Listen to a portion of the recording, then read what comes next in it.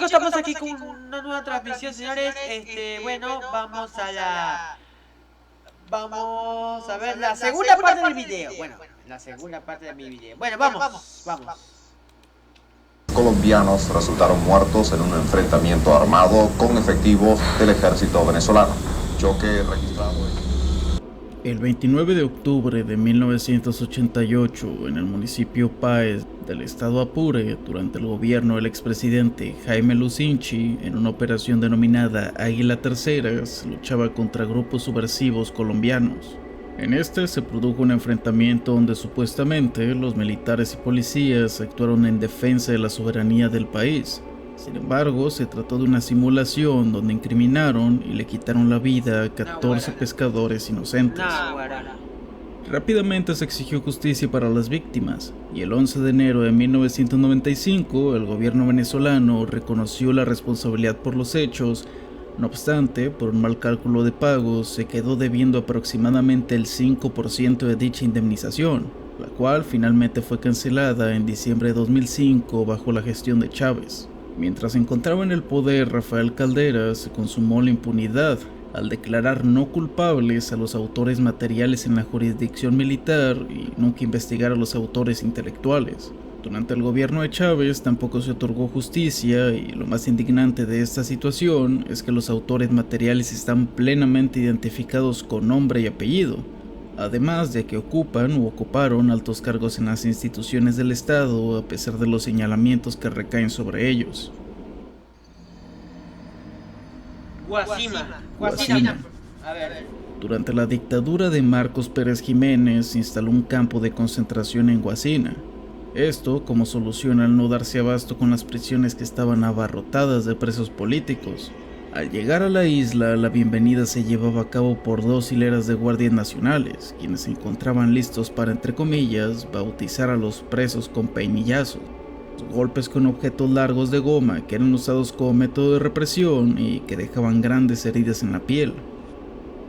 Durante el día eran sometidos a trabajos forzados por horas y por la noche debían permanecer en vela, pues el nivel del río inundaba la isla, amenazando con que se los llevara la corriente para siempre.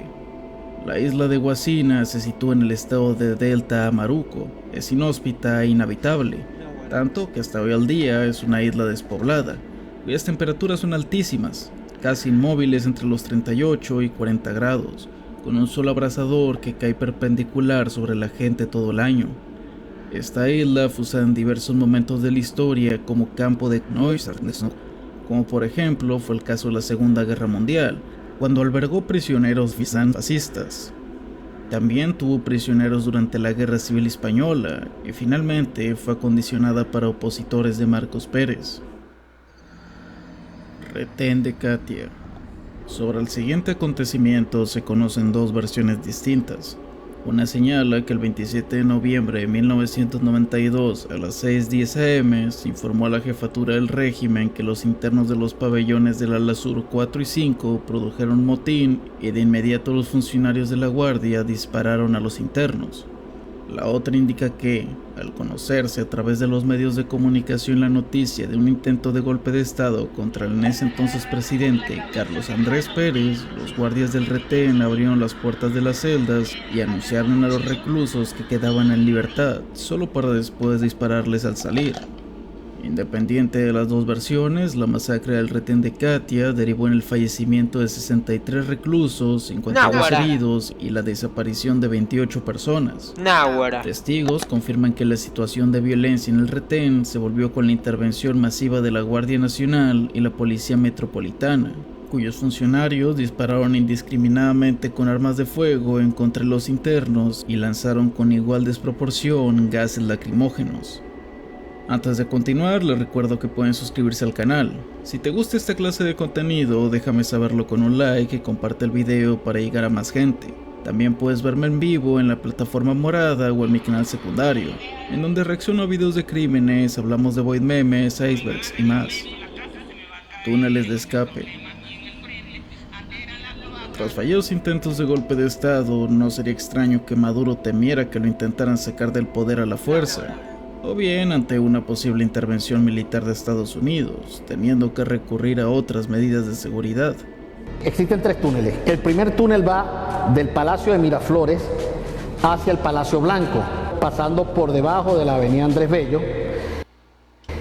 El segundo túnel va del Palacio Blanco a una entrada del Regimiento Guardia de Honor, y el tercer túnel va del mismo Palacio Blanco a otra entrada del Regimiento Guardia de Honor. Estos túneles se comunican entre sí. Si en cualquier momento quisiera salir de estos túneles, tiene que hacerlo por las puertas principales de cada una de estas edificaciones. Las pruebas no están a la luz del sol, sino bajo tierra. El régimen, con ayuda de asesoría cubana, construyó en varios estados del país túneles donde ocultarse en caso de un conflicto bélico. En total se estima que hay aproximadamente 17 kilómetros de túneles, cuya finalidad es brindar seguridad de movilizaciones estratégicas para los grupos de élite del régimen, esto en caso de una acción armada. Además de que se conoce que también funcionan para almacenar armamento, municiones, equipos de comunicación y alojamiento para cerca de 1.500 soldados. La orden de construir los búnkers la dio Hugo Chávez en 2011 y se continúa trabajando en este proyecto. Esta red subterránea podría estar conectada con la residencia donde se aloja Nicolás Maduro y su familia, así como las 14 casas al sur de Caracas donde se encuentran los familiares de la primera dama Cilia Flores. Inmigrantes infiltrados. En más de un país ha salido a relucir la participación de venezolanos en disturbios y saqueos, acusados de generar ¿Qué dice ahí? inmigrantes infiltrados. ¡Ay! Disturbios y saqueos, acusados de generar violencia. No por nada en Argentina hay un gran grupo de gente que los odia. Al final, Pues claro, porque últimamente se están viniendo, claro, porque lo que no saben, chicos, lo que pasa es que como en 2018 y hasta el 20 por ahí, 2020, se estaban viniendo los extranjeros, uno de Argentina, uno de Colombia, así caminando a la frontera, claro. Y esto es increíble, ojo, aguara. de 2019, en 5 localidades de Bogotá, tras una redada, fueron detenidos 59 venezolanos para posteriormente ser expulsados del país. Se les acusó de generar violencia. Claro, porque sí, porque los venezolanos sí ahí para la frontera para Colombia, claro, sí. Pero ¿qué pasó? ¿Dónde están? Y participar en saqueos en el marco de una ola de protestas sin precedentes en contra del gobierno del presidente Iván Duque.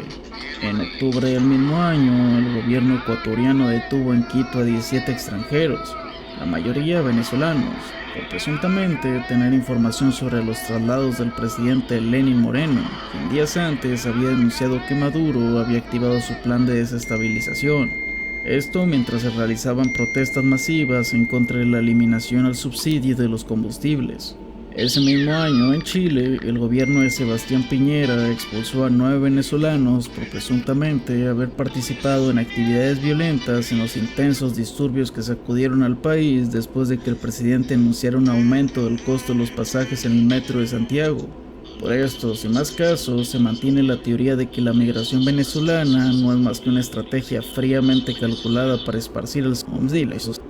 Ante esta teoría, es importante recalcar que el problema de la migración en Venezuela aumentó a la vez que crecía la xenofobia hacia los venezolanos, quienes, lamentablemente, fueron utilizados como chivos expiatorios.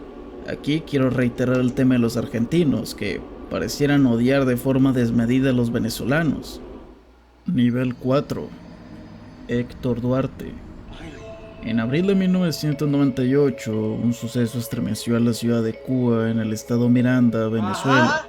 Héctor Duarte, un joven de 18 años, intentó robar una panadería. Sin embargo, su plan fue frustrado por la policía municipal. Durante el enfrentamiento, Héctor, bajo los efectos de una sustancia desconocida, inició un tiroteo contra los oficiales. Fue herido en el brazo y la pierna, pero logró escapar, refugiándose en un condominio cercano.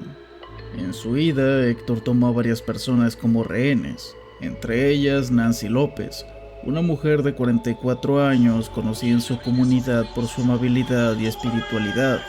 Nancy, quien había salido temprano esa mañana a pagar la renta antes de asistir a misas, se encontró atrapada en una situación de vida o trauma.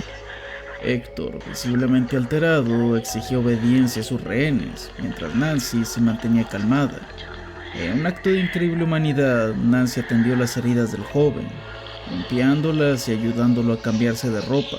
Sin embargo, este gesto no lo disuadió de su plan, y poco después la amarró junto con los demás rehenes. Mientras la tensión aumentaba, la policía del estado Miranda rodeó el edificio. Los medios de comunicación comenzaron a transmitir en vivo, convirtiendo el cautiverio en un evento nacional. Héctor, sintiéndose acorralado, decidió liberar a algunos rehenes, pero mantuvo a Nancy como su principal rehén. Con una pistola apuntándole a la cabeza, Nancy trató de mantener la calma y estableció un diálogo con Héctor. Le hizo preguntas sobre su vida, mostrando interés genuino en entenderlo. Durante estas conversaciones descubrió que Héctor había tenido una infancia difícil, marcada por la ausencia de figuras paternas y el abandono emocional. A pesar de la crítica situación, Nancy demostró una fortaleza admirable, ofreciéndole incluso consejos para retomar sus estudios y cambiar su vida. Héctor, por momentos, parecía confiar en ella, llegando a ofrecerle agua, un gesto que Nancy rechazó cortésmente. La situación era desesperante. Afuera, la hija de Nancy, Milagros, al enterarse de lo que ocurría, intentó acercarse, pero fue contenida por oficiales. Pasó horas en una patrulla, angustiada y sin poder hacer nada para ayudarla. Mientras tanto, la Brigada de Acciones Especiales, liderada por Iván Simonovic, tomó el control de la situación. 4 francotiradores fueron posicionados estratégicamente. Se intentaron negociaciones, pero Héctor se mostraba cada vez más errático y peligroso. Nadie te podrá hacer daño. Estamos tratando de buscar una solución, pero tú no me das ninguna alternativa. Dime qué quieres aparte de quedarte ahí parado, dime. ¿Quieres ir para Caracas? ¿Cómo? Explícame cómo y dónde tú crees que vamos a estar. En pocas semanas, en pocos días, sentencia. 20 años por peso. Ay, Dios mío. Héctor, no hay alternativa, Héctor. No la hay. Y la hay. ¿Cuál? Sí, yo maté a la señora. Eso no es ninguna alternativa, Héctor.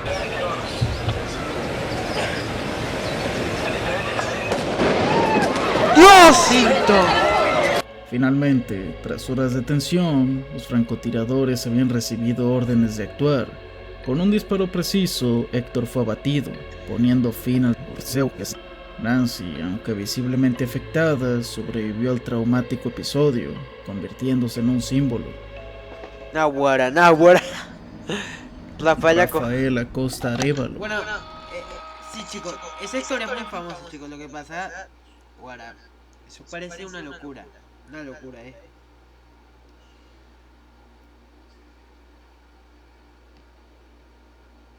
Y te voy a decir una cosa, chicos, porque eso parece una película de Call of Duty, ojo, porque no, bueno, increíble. Yo lo vi hace, creo que del año pasado ese video, pero bueno, creo que el próximo video va a ser el de ese día del secuestro, el video de reacción, ese mismo. Rafael Acosta No lo voy a decir por TikTok y por YouTube, claro. No quiero decir eso. Arévalo, quien murió el sábado pasado. De acuerdo con el informe y según recogen medios locales, Acosta falleció a causa de un edema cerebral severo por politraumatismos generalizados. Según explicaron expertos, habría sido aplastado y electrocutado, lo que confirmaría que habría sido víctima de torturas en prisión. Según las autoridades venezolanas, Rafael Acosta, en conjunto con 13 civiles y militares en retiro, formaba parte de un grupo subversivo liderado por Juan Guaidó, que planeaba un golpe de estado previsto para finales de junio de 2019. La realidad es que el único delito que habían cometido era expresar su desacuerdo con el gobierno de Nicolás Maduro.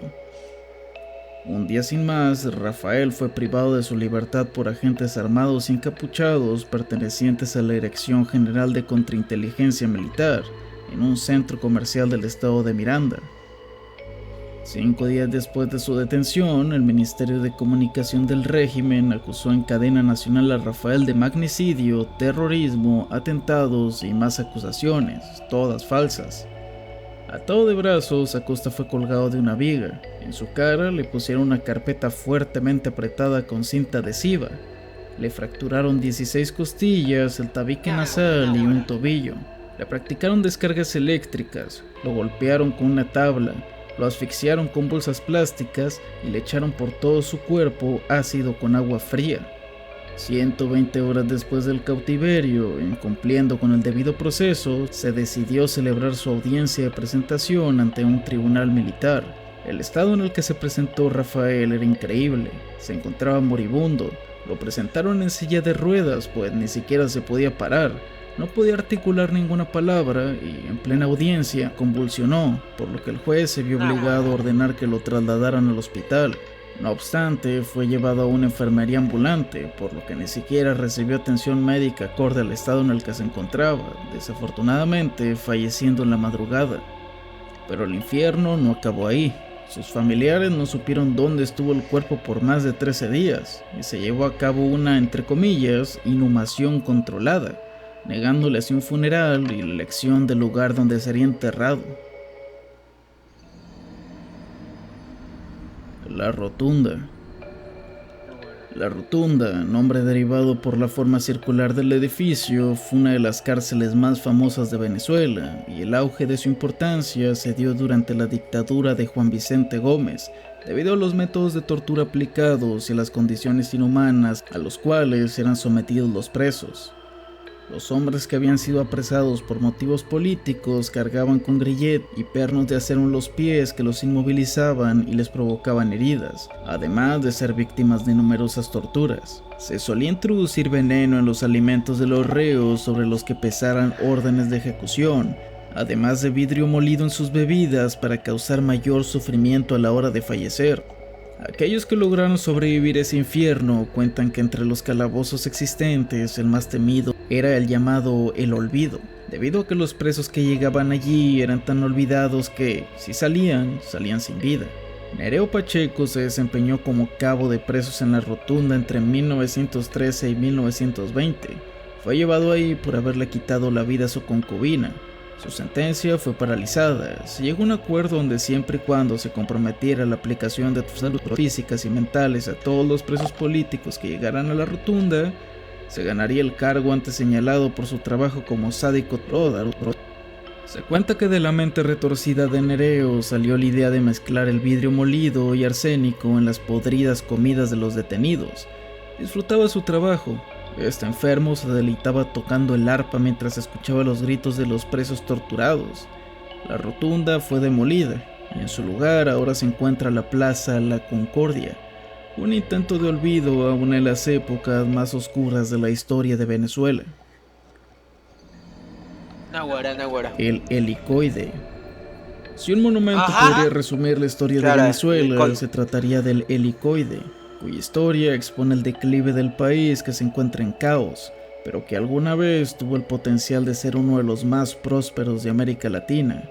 Ubicado en el centro de Caracas, estaba destinado a ser un centro comercial lujoso y único. Tendría un helipuerto, un hotel, un gran domo en la parte superior, tecnología de punta, 300 tiendas y ascensores fabricados en Viena, pero ahora es un centro de detención y tortura. Esta construcción ha contenido en su interior a criminales y presos políticos. Muchos llegaron ahí tras las protestas masivas en contra del gobierno de Nicolás Maduro en 2014 y 2017. Mi nombre es Víctor Navarro, tengo 27 años. No, bueno, pero estoy increíble, chico, porque la protesta en 2014 y 2017 duró como 3 meses, no, bueno. Así, o sea, todo... Ese año fue todo un caos. Bueno, creo que más caos de 2014. Aquí en Barquisimeto fue muy caos en 2014. Bueno, pero increíble. Fui detenido ilegal y arbitrariamente el 24 de enero de 2018 en Venezuela, en el Helicoide, que es el centro de tortura más grande de América Latina. Las prácticas comunes en el Helicoide son diversas. Una de las técnicas más utilizadas es bolsear, que consiste en asfixiar a la persona con una bolsa de plástico. Al hacerlo, a veces los ponían enfrente de un espejo, lo que provocaba en la mayoría de los casos que se andaran del susto.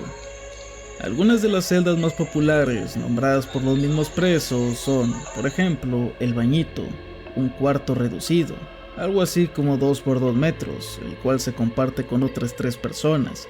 Ahí las paredes sudan, el aire es limitado y la estancia puede durar semanas, por lo que el retrete está a reventar de excrementos, situación que se soluciona utilizando las mismas charolas de plástico donde les dan de comer. Otro ejemplo es el llamado tigrito, celda de 1 por 1 metro donde el preso ingresa amarrado de manos y pies, no puede acostarse ni sentarse ni ir al baño, de hecho no puede hacer absolutamente nada. Es un cuarto donde se pierde la noción completa del tiempo, pues está completamente oscuro. A pesar de todas las denuncias en contra de las violaciones a los derechos humanos que se llevan a cabo en el Helicoide, institución cuya misión principal es defender de cualquier manera el régimen dictatorial que hay en Venezuela, estas prácticas continúan hasta el día de hoy y han tenido lugar en un clima de casi total impunidad. El deslave de Vargas. El 15 de diciembre de 1999, lluvias torrenciales provocaron una serie de inundaciones y deslizamientos de tierras que borraron del mapa localidades enteras de Vargas, colindante de Caracas y frente al mar de Caribe. En medio del desastre natural, el cual es considerado el peor en la historia del país, ya que dejó a miles de damnificados y un número no determinado de víctimas, estimaciones arrojan desde las 700 hasta las 30.000, se produjeron saqueos y alteraciones al orden público en algunas de las zonas golpeadas por la catástrofe, por lo que intervinieron militares y agentes de los servicios de inteligencia. A simple vista, los uniformados lograron acabar con los actos vandálicos, pero a un costo muy alto, pues desarrollaron una serie de detenciones arbitrarias y desapariciones forzadas. Aunque fueron docenas de desapariciones, solo 4 casos fueron judicializados en Venezuela y 3 llegaron a tribunales internacionales. Existe una teoría: las víctimas, además de ser hombres jóvenes, ninguno mayor a los 40 y de sectores económicamente deprimidos, tenían otro factor en común: presentaban antecedentes penales o registros policiales, por lo que se cree que los militares no solo restablecieron el orden público en la zona del catástrofe, sino que buscaron eliminar a supuestos criminales. El Caracazo fue planeado. El 27 de febrero de 1989 se inició en las afueras de Caracas una oleada de protestas que después se extendieron por toda Venezuela y generaron grandes disturbios. En los 80s, la enorme deuda externa, la crisis cambiaria, la inflación, la corrupción, la fuga de capitales, el abuso de poder y sobre todo la caída del precio del crudo sumieron al país en una enorme crisis. Todo inició en Guatire, cuando la población local empezó a protestar por el aumento del precio del pasaje en el transporte público y el incremento en el costo de la gasolina. Se quemaron autobuses, se cortaron calles, se formaron barricadas y después se comenzó el saqueo a comercios. La ola de violencia se extendió a casi todo el país. Venezuela estaba en llamas. Mientras esto ocurría, al mismo tiempo eran muy sonados escándalos de corrupción que involucraban a las más altas esferas del poder, con organizaciones de estudiantes y con una política gubernamental que no dudaba en reprimir las protestas. Nunca se ha hecho una investigación exhaustiva de lo ocurrido. Sin embargo, algunas asociaciones civiles afirman que las víctimas mortales pudieron llegar a los 3 millares.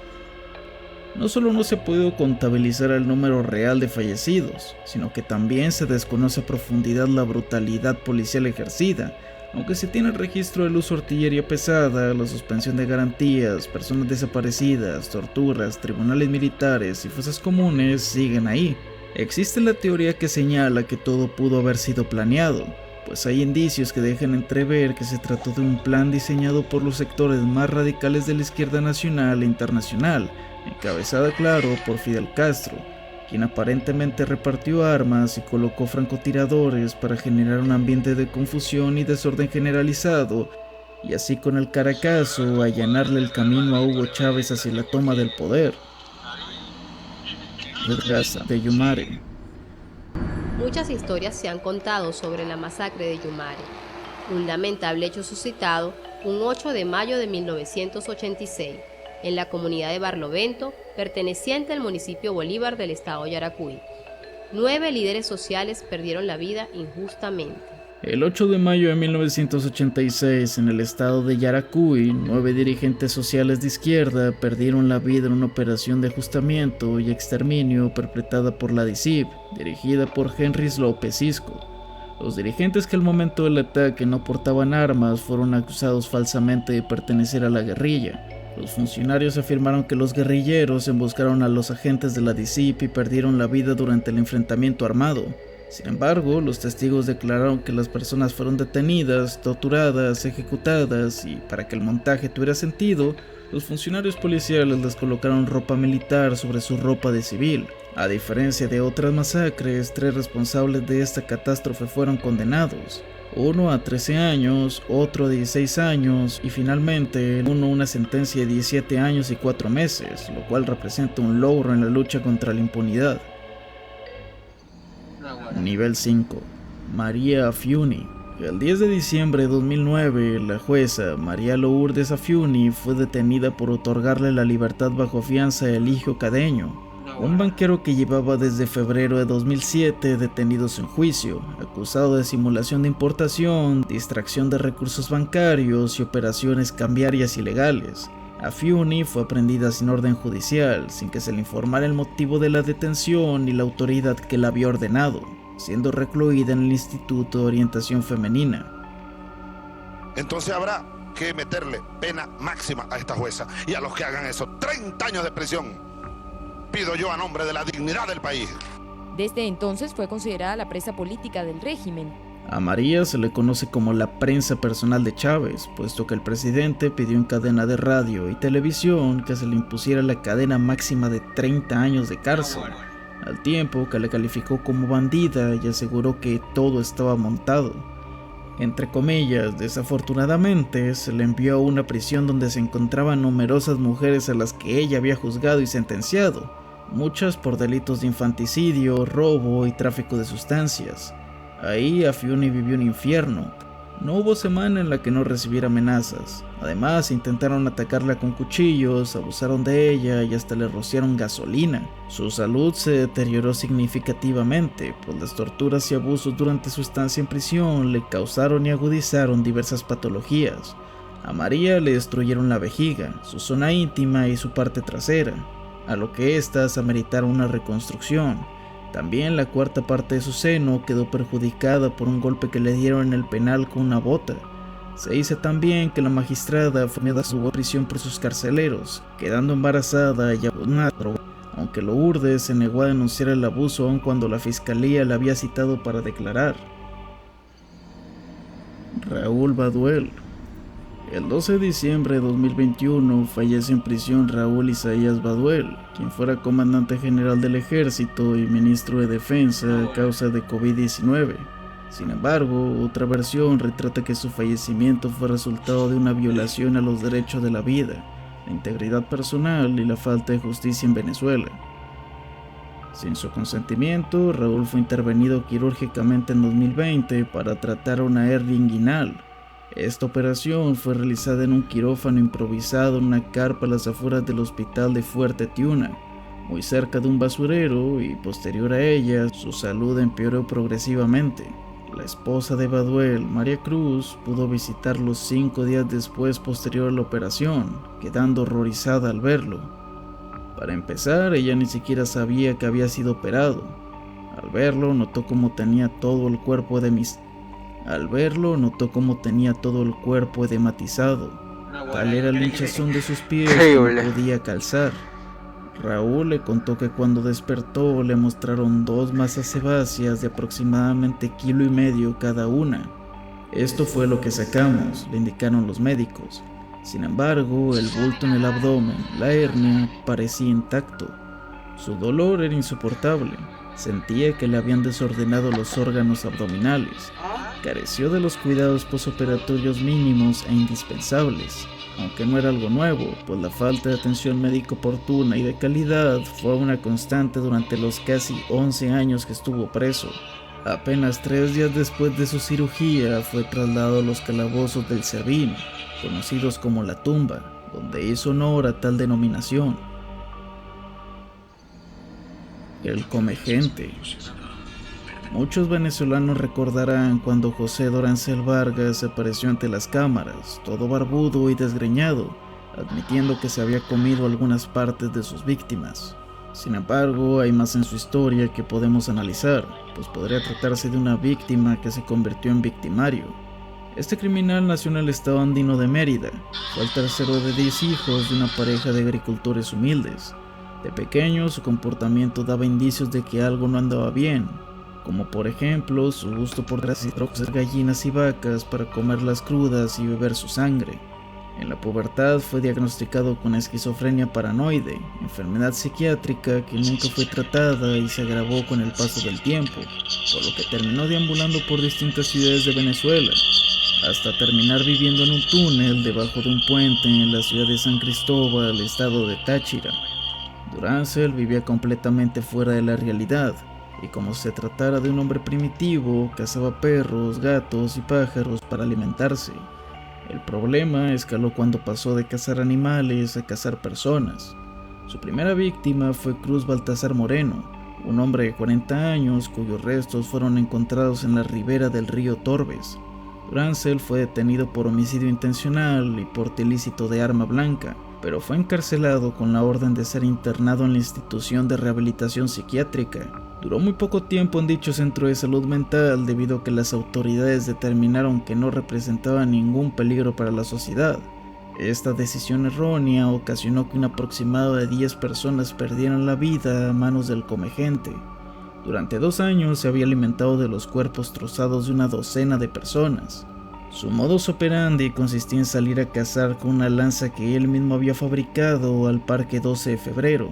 Por alguna razón lo seducía el aspecto saludable de los corredores. Dorancel admitió que lo había hecho por necesidad y por hambre. Debido a su trastorno mental no podía ser procesado por sus delitos ni enviado a un centro penal, y al no existir en Venezuela un centro de reclusión especializado en pacientes infractores, Dorancel permanece de manera indefinida en los calabozos de la policía del estado de Táchira.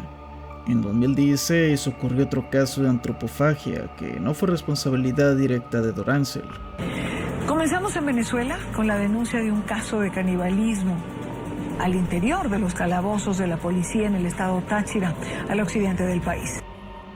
Resulta que un grupo de presos lideró un motín para exigir mejoras en las condiciones de reclusión, pero rápidamente se tornó una situación sangrienta en la que los líderes exigían altas sumas de dinero a cambio de no terminar con la vida de los policías que mantenían como rehenes. Se dice que los cabecillas obligaron a Vargas, quien llevaba años tranquilo y medicado, a desmembrar los cuerpos para cocinarlos y hacer a los presentes comer los restos de los policías.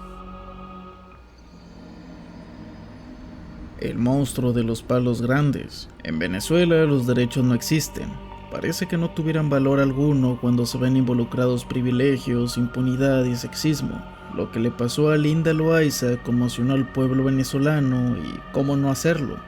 Las fotos de su cara hinchada con los párpados cerrados, la nariz y la boca rotas se encontraron en todas las portadas de los principales periódicos tras ser rescatada en marzo de 2001. Linda desapareció por 114 días, en los cuales fue esclavizada y torturada con sadismo.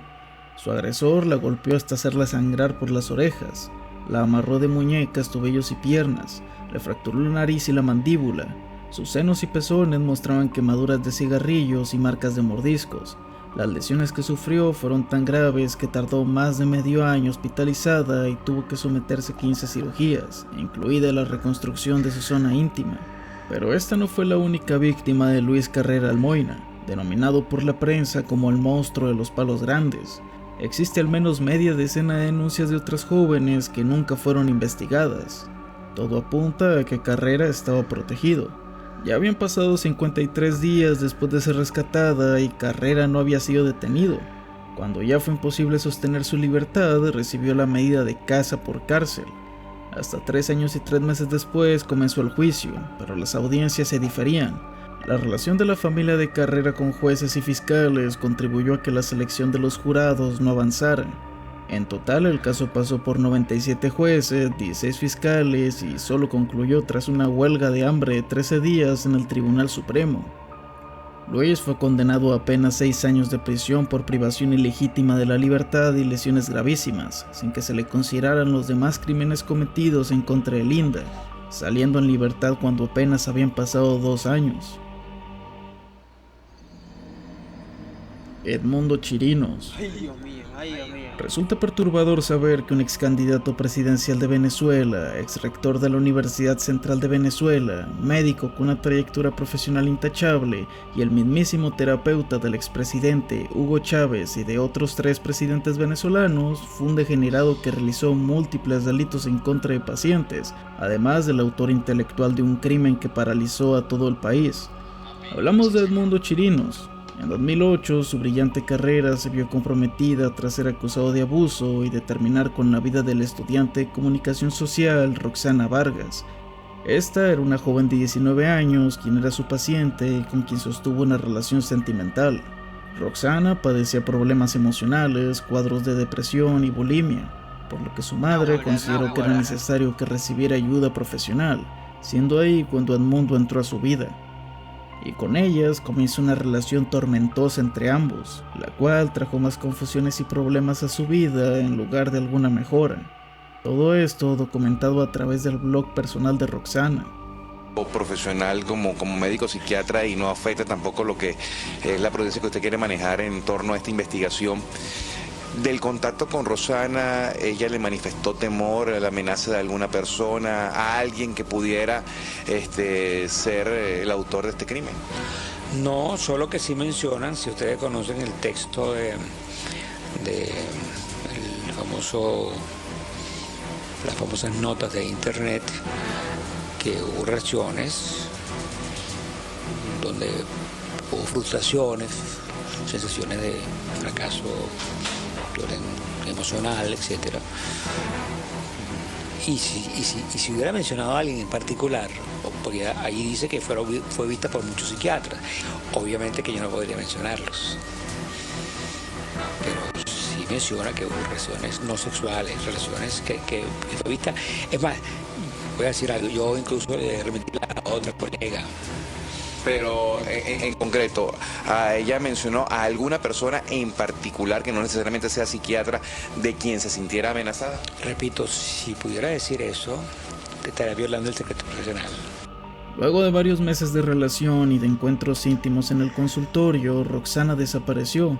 Sus familiares perdieron contacto con ella desde la tarde, aunque ella les había avisado que Chirinos la había llamado y le pidió que fuera a su consultorio. Fue hasta el 14 de julio que su familia recibió información sobre Roxana, al ser hallada sin vida en una autopista. El análisis forense del cuerpo reveló al menos 7 fracturas en la cabeza premortem, y la causa del fallecimiento fue por un traumatismo cráneoencefálico. En la residencia de Chirinos se encontraron 1200 fotos de mujeres desnudas además de Vargas, de quienes en un acto de negligencia médica se aprovechó también. Con esto acabamos el iceberg. Le doy un agradecimiento especial a Mesa Dai por el apoyo. Increíble, chamo.